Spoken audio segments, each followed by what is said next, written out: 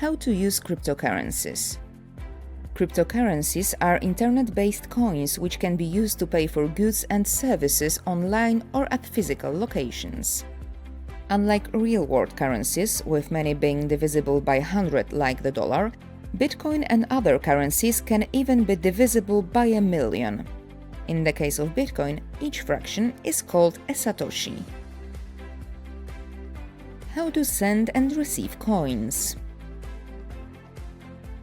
You can send coins or fraction of coins directly to an encrypted wallet held by another user. For this, you both need a wallet, a free piece of software which keeps your coins safe.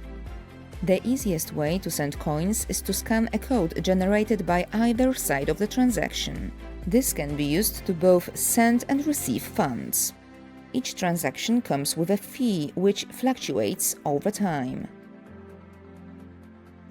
Urgent payment fees.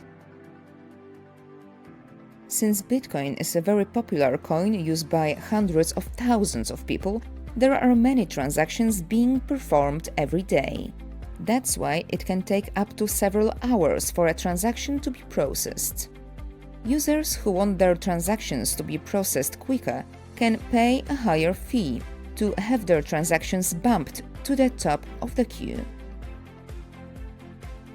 Satoshi Send Test.